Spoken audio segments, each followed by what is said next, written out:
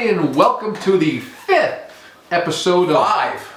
Five is fifth. Five, huh? I'm having a fifth of something right now. Right, I think you just finished it. Of Boozetrumental. I, myself, Michael Streeter, here with my partner in crime. Gerard Mina. I'm glad you said that, because I would have screwed it up somewhere down the road. It's actually not Gerard Mina, but it's Gerard Mina. Most people know me as Gerard Mina. I've said this in the previous one. We've had this discussion. All right. Here's looking up your old address, yeah. It's me with him. So, here we are. Yeah, that's going to be it. It's not going to last long. So, here we are on the 5th episode, which will be going out a week from... Oh, forget about it. I'm not going to talk about it. Yeah, just shut up, Michael. Because we're doing a double. We're doing a double today. This is our second episode. Not just a drink either. No. So I am doing the booze today. You were doing the instrumental, the music part of it. So let me talk to you about the booze. That's good, right? Wow, that's better with the ice. rocks. Yeah. So last week we did Jameson's. We did a pickleback. If you looked at it, pickleback I've never heard before until Mike told me about a pickleback, which is Jameson's in a shot, dual shots, shot of Jameson's and pickle juice. And it comes down to what kind of pickle juice you like. We went with kosher, but like you said, you could buy pickle juice plain without buying the pickle. That's what I've heard. Yeah, no, I've seen it actually on Amazon, because when I did our Bloody Mary a few weeks ago, there's a cup of pickle juice in there. If there's any pickle juice companies out there that want to throw... Need a sponsor. Some pickles. Sponsor pickles. Yeah, we'll sponsor. You want sponsored by pickle? I'll tickle you. No, I'm sorry. I'm kidding. No, so anyway... That was an argument in our house the other night. What was? My wife doesn't realize that I have a Three Stooges tick in my head. You love the Three... You've always loved the Three Stooges. The problem is, like, if someone catches me off guard, my first thing, like, and that's it. And she thinks I do it purposely. That's Curly. Wasn't that Curly did Curly that? or Mo did it too, like, you know. Mo did that? Yeah, I remember Curly with the... Wow, I got that done pretty good. Yeah, and you've always been a... I was a fan of the Three Stooges. I was. Yeah, because it's just fun, slapstick. But you know what? If you asked a person today that of less than 30, maybe less than 40, they would not know who the Three Stooges are. Yeah, or they even like them. They probably wouldn't like them. Yeah. I think it's a guy thing. Even though my wife will say, "This is so stupid," but yeah, she's laughing. It's some funny They stuff. don't know It's slapstick. It is. Slapstick's the best. And we were talking the other day about the Three Stooges. You were also a fan, which I was, of the Honeymooners and Jackie Gleason. Yes. Love Jackie Gleason. My parents got me onto that. Did they? Yeah. Art Carney was Norton. Yep. Hey, Norton! All right. Hey, Ralphie. But these are old shows that people who are probably less than 40, 35, 40, they would not know who the Honeymooners are or Jackie Gleason. There was no swearing. It was just... it was just good fun. Yeah. A lot of funny stuff. Anyway, we just really went off track. But today we're drinking, last week we drank picklebacks, which was just regular Jameson's with pickle juice. Well, this week we're drinking Jameson's Stout Edition. So what they did, they took a barrel that was, they produced stout in, and they poured their spirits in it and produced the Jamesons. They took the Jameson recipe, poured it in there, let it age, and it's quite good. Blah, blah, and then that. It is quite good. It's good. It's really good. You can taste the stout right away. Initially you can. And then it's... and then it goes away, and then there's Jameson's, and then that's it. Delicious. It's really... But we really do have to get away from the whiskeys. Okay, well, maybe next week we'll do... we were just talking about old fashions. That's whiskey. Well, we could mix things up, but we should do a white liquor at some point, like a vodka or again. You never know, man. I have to open up. I have to open up. You have to try it. I have to try it. Yeah. Now I've had my issues with gin because I used to drink a gin martini, and it was almost like I got drugged. I was like, I'm serious. I was at the G and Breeze many years ago, and I drank a martini, and then I drank another one, and it was like I was like drugged. You gotta the martinis are deadly too. Martinis are deadly. Here's the saying about the martinis, whether there be gin, vodka, and all. I'm gonna quiz you on this. You almost sound like Ralph there. And if I offend anybody, turn us off. I guess I don't mean to offend anybody. It's a joke. How are a martini like a women's breasts? How? 1 is not enough, and 3 are too many. And how? 2 is perfect. So we are drinking Jameson's, again, a stout cast, or it was produced in a barrel that stout. That's really good. I've had the Caskmates. I have to go back and check. What is the Caskmates again? I think it's made with the beer. You're right. You better have another one. But I have to look at the label. It was like a housewarming gift given to us by the Stosiaks across the street from us, Ann and Chris. Oh yeah. And I have to look at it again, but it definitely wasn't a stout because I love the stouts. We just had the discussion before. Right. You know, you have an Irish car bomb. The worst fear is that the shot glass is going to take your teeth out. And you almost had your teeth taken out. That's right. Still there. Yeah. Well, I tell you what, they're very tasty and all, but you got to watch that shot glass coming back into your teeth. And I've never, like I told you, I never guzzled a beer, and that just that night was. Like, and that was Guinness with Jameson's in it. What happens if you poured it in without the shot? It's not the same. It's not the same. Yeah, okay. It's like, you know, what are you gonna be a Drop sissy? it. You know, there's a little danger in that. I could walk out with no teeth tonight. What if you put like a mouth guard? Ooh. Like the hockey players? That is a great. This guy's thinking of everything. You really are. And by the way, you know our napkin idea a couple weeks ago? We're squashing it because Mike came up with a great idea. Well, because we mentioned last week that we went to Fiddleheads, and the owner/bartender said maybe do coasters because they're there. And sometimes napkins tend to get wiped and thrown out. Thrown away. But you have a coaster under a drink, it's going to be seen. And we should put it out so when they put the drink on it, you can see it. Maybe a little extra larger coaster. Yes, like this big. Yeah, like this big. And they're going to pick up the coaster and put it down. And put some metal chicken wings on there too.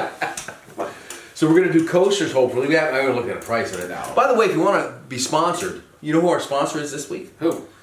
It's me, actually. That's right. Mean Street Marketing. Mean Street Marketing, we are a Facebook advertisement lead generation. Me and my wife do it. We're doing very well. It's going to get better and better.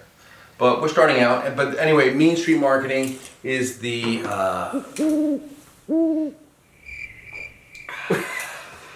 advertiser or a sponsor. I couldn't think of the word sponsor. Good, great. This is back to back. This is not good. Your wife's coming to pick you up, right? Yes, I'll call her in a second. No, it's not up yet. We got another 6 minutes. My wife told me no slurping.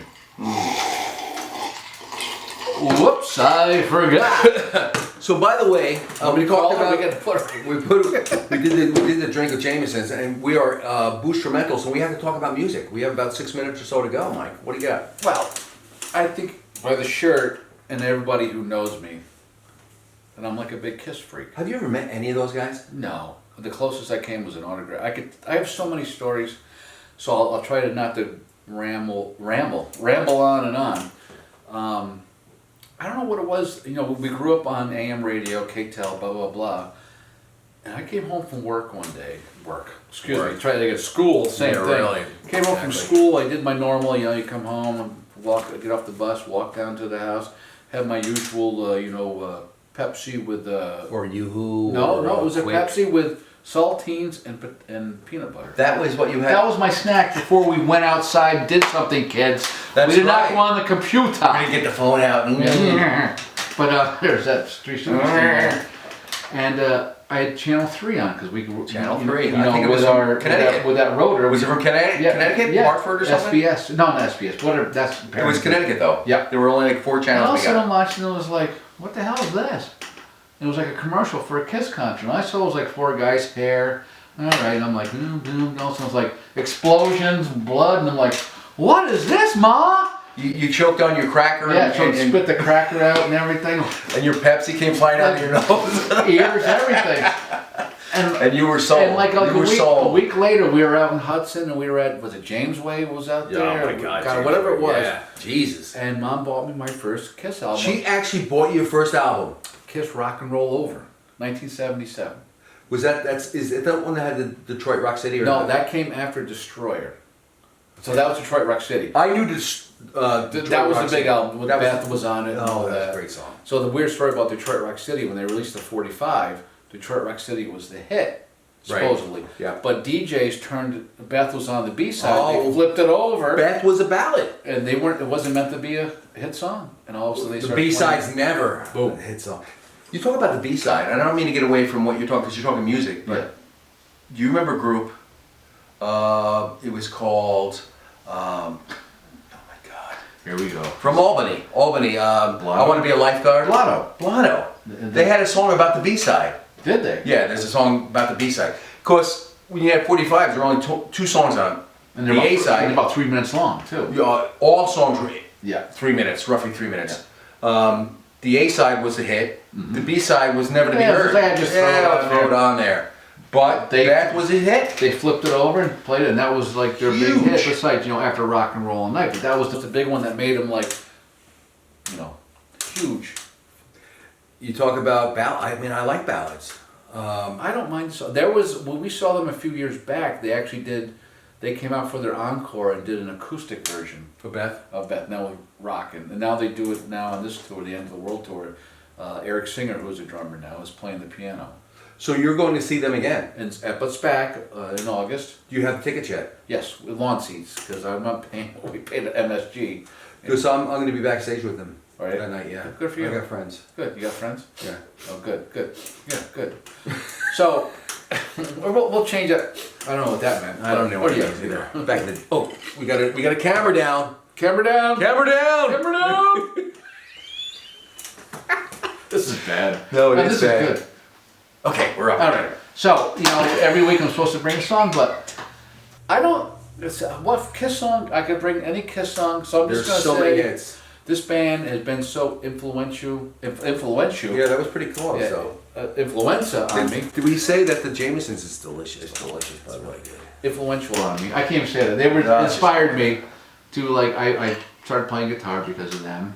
I can't speak English because of them tonight, but it's just like for me, it was like the band that was everything. Yeah. They considered themselves like the modern at that point the Beatles because the Beatles were like each individual people. Right. And then they were each individual to the point where the comic books, they did the movie. But to me, it was the music got me when it gave you goosebumps and the hair on your back of your neck. On your back now. On the back, yes, it slid off. And but that was the band that really, to me, it's just like To you, it was like... that was my world. Were you ever into Alice Cooper? Afterwards, Do you remember Alice Cooper? yeah, because he used to own the mansion in He Tacoma. did not own the mansion. Oh, he rented it. He did not rent it. Let me Well, tell you tell me the story. We got 1 minute here.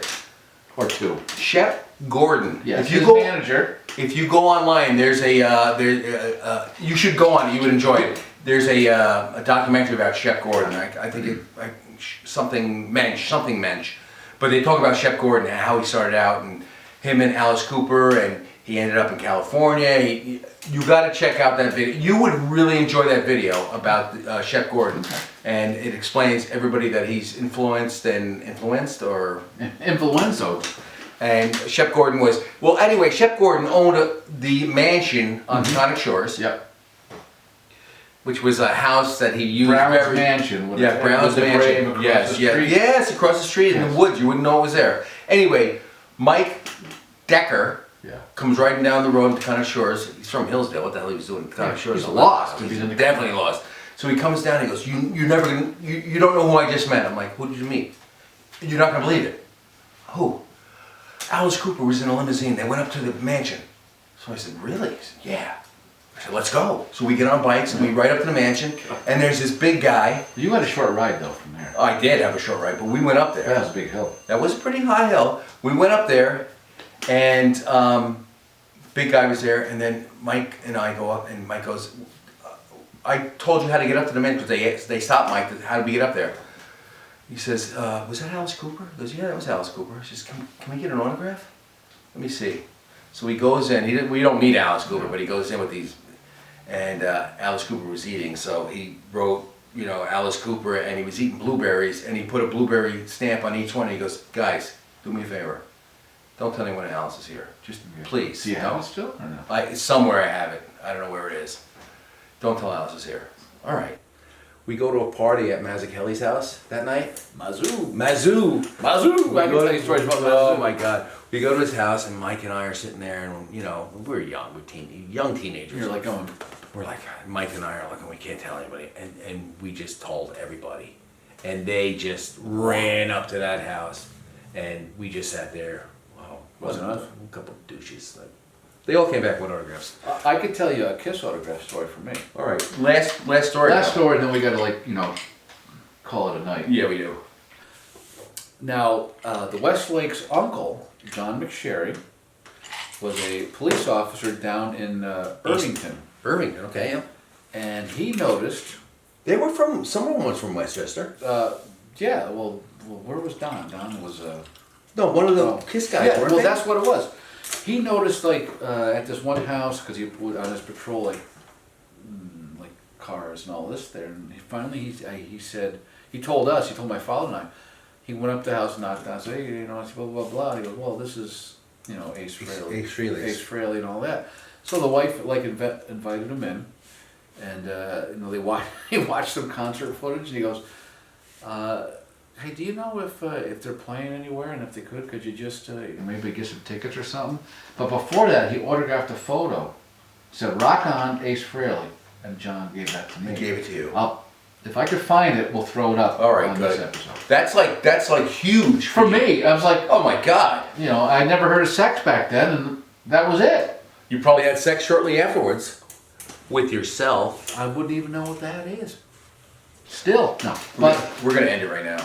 okay. You're out of control. No, you're out of control. You're out of You're control. out of control! You don't know what the truth So is. basically what happened was, all of a sudden, a couple weeks later, in his mailbox, or maybe down the police station, there was an envelope that said Sergeant McSherry. Tickets? 4 tickets, December 14th, 1977, 14th row, Were you Madison there? Square Were you there? Garden. You were there? He took me. Oh, that's such a great story. I know, so my parents drove me halfway down, met up with John and Kathleen, which was his wife. Oh my They God. took his nephew too, and boom. You went. Yeah. Oh, That was like my experience was like, That is phenomenal. That's a great story. yeah, I can only remember parts of it, and I'm like, holy crap. I do have my Instamatic photos of like, Kiss. All right, that's going to do it. I'm done. Are you done? Yeah, I am done. All right, people. Until next week. Next time you see us, we're going to be on location at the Hillsdale House. And we're actually going to be heading there, I think, in a couple minutes. I don't know about that, but we probably will. Yeah. My wife has, want me to call my wife now? See you later. See you next I gotta week. call Sandra to pick me Hey, up. this is Looking at You, and this is... Here's looking up your old address. Till next time. Boozetrumental. Awesome.